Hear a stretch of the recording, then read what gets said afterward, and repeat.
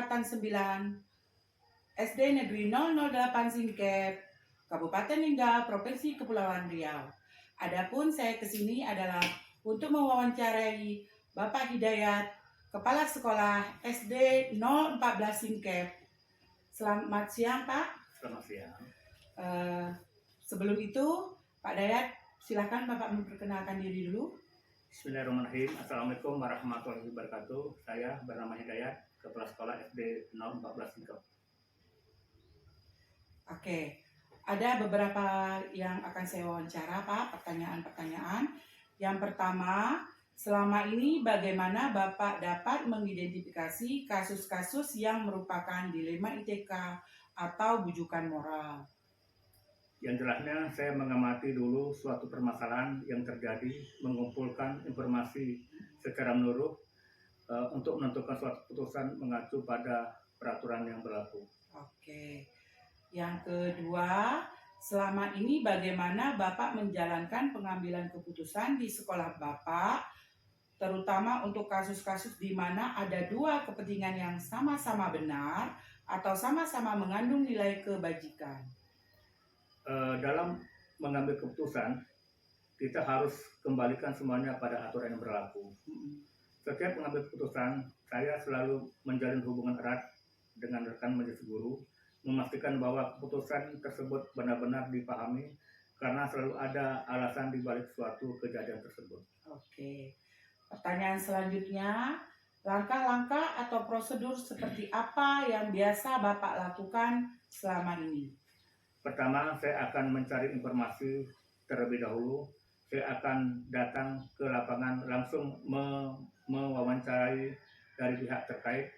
Sebagaimana yang saya sampaikan tadi, saya perlu berdialog pada permasalahan dan akan mendapatkan hasil yang semaksimal mungkin, dan saya akan menganalisis suatu permasalahan sehingga kita akan mengambil keputusan yang terbaik. Oke. Selanjutnya, hal-hal apa saja yang selama ini Bapak anggap efektif dalam pengambilan keputusan pada kasus-kasus dilema etika? Kalau saya mengambil suatu keputusan secara efektif apabila dilakukan dengan spontanitas, tergantung objek permasalahan di lapangan. Secara langsung mewawancarai kepada pihak terkait dengan pendapat supaya dapat mengambil keputusan bersama. Oke. Selanjutnya, hal-hal apa saja yang selama ini merupakan tantangan dalam pengambilan keputusan Bapak kasus-kasus dilema etika? Tantangan yang sering kita hadapi dalam pengambilan keputusan apabila kurang diterima oleh yang bersangkutan, sehingga kita harus bisa menjalinkan hubungan orang-orang terdekat terlibat dalam keputusan tersebut. Oke. Selanjutnya, apakah Bapak memiliki sebuah tata kala atau jadwal tertentu dalam sebuah menyelesaikan kasus dilema etika? Apakah Bapak langsung menyelesaikan di tempat atau memiliki sebuah jadwal untuk menyelesaikannya? Bentuk atau prosedur seperti apa yang Bapak jalankan? Yang jelasnya jadwal tertentu itu tidak ada. Pokoknya harus kita selesaikan dengan secepat mungkin, sebisa kita.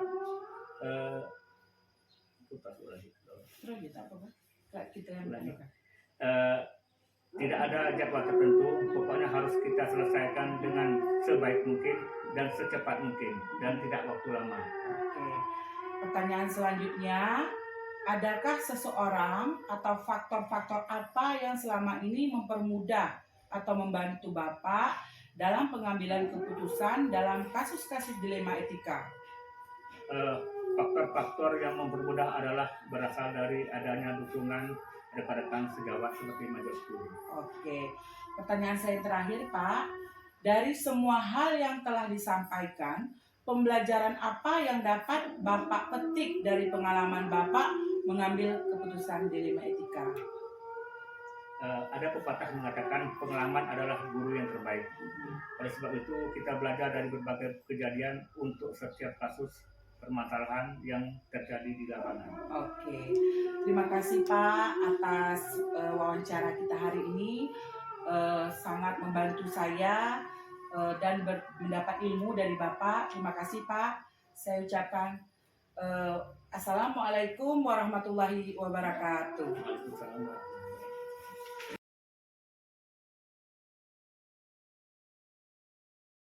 Assalamualaikum warahmatullahi wabarakatuh.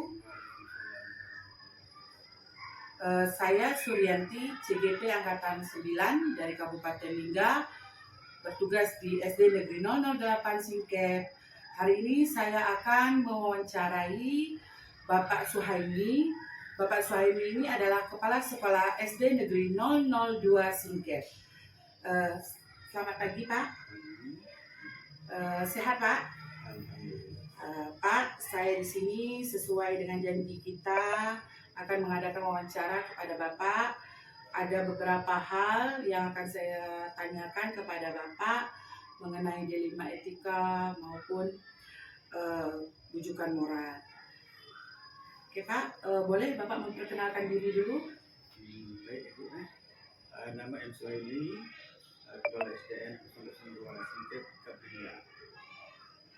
Baik Ibu, silakan apa yang bisa saya jawab. Oke, terima kasih Pak. Pertanyaan pertama saya, selama ini bagaimana Bapak dapat mengidentifikasi kasus-kasus yang merupakan dilema etika atau bujukan moral? Kasus-kasus kalau di sekolah kan banyak Ya. banyak, tapi yang jelas kita saring dulu pokok masalah ya, kan? Latar belakang dia apa, baru kita ambil Tulisannya. Oke. Jadi kita saring dulu, kita cari informasi ya Pak terkait dengan kasusnya. Terus pertanyaan saya yang kedua, selama ini bagaimana Bapak menjalankan pengambilan keputusan di sekolah Bapak, terutama untuk kasus-kasus di mana ada dua kepentingan yang sama-sama benar atau sama-sama mengandung nilai kebajikan? Baik Bu, kasus yang kita jumpai di sekolah kan banyak. Pertama yang tadi kita cari latar belakang dia ya. Ya. Nah, jadi inti dia Bapak Ibu kita panggil panggil ini kan ada aduan ya, aduan dari wali atau dari guru kelas.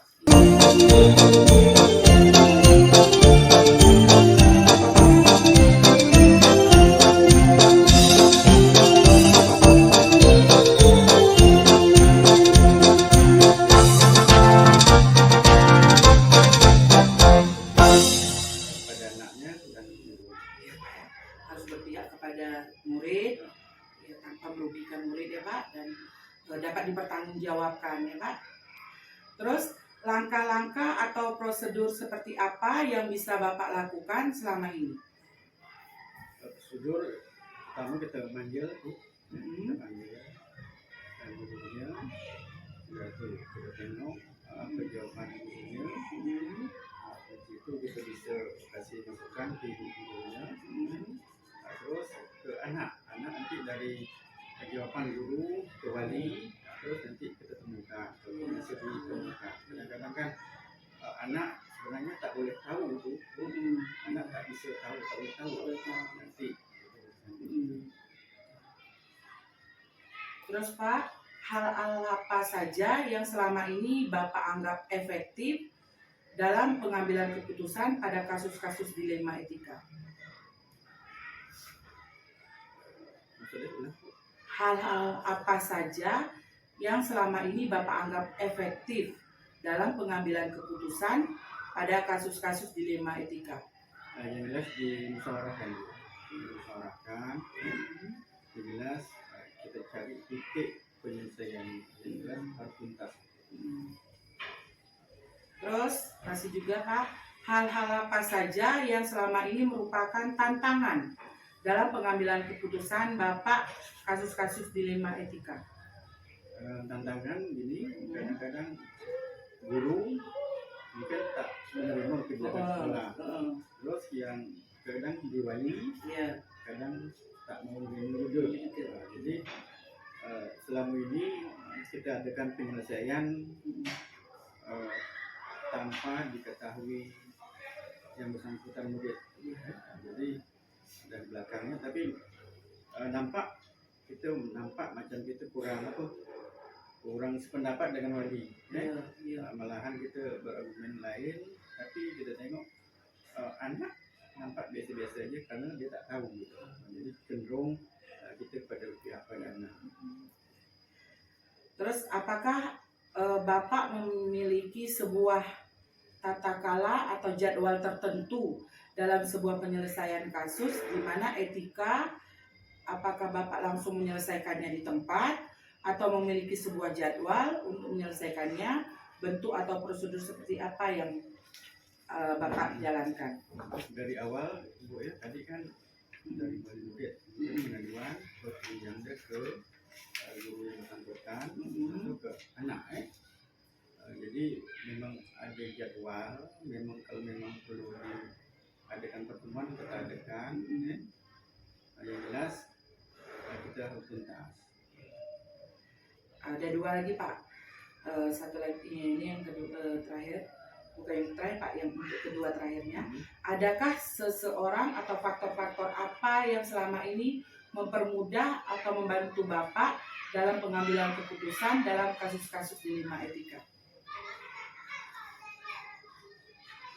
Kasus yang maksudnya yang selesai gitu. Biasa Bu, kalau datang biasa tanya dengan kurang puas. Yang kedua adalah kasih penjelasan, dapat info latar belakang dia dengan sikap anak. Lama-lama nampak dia cenderung berpihak pada sekolah. Pertanyaan terakhir Pak, dari semua hal yang telah disampaikan, pembelajaran apa yang dapat Bapak petik dari pengalaman Bapak mengambil keputusan dilema etika? Pelajaran yang dapat terima setiap sekolah pasti punya masalah. Terus masalah itu memang harus diselesaikan dengan cara menyimak apa ya masalah tersebut. Sudah itu kita selidiki, sudah itu kita temukan guru dia, bahkan dengan walinya, anaknya. Jadi memang kita tak bisa dilepaskan gitu aja. Harus selalu dipantau Pak ya? Dipantau, itu memang harus gitulah secara bertahap. Terima kasih Pak Suhaimi atas wawancara hari ini. Baik sekali jawaban-jawaban Bapak. Mudah-mudahan kita bisa bekerja sama lagi. Terima kasih ya Pak. Alhamdulillah.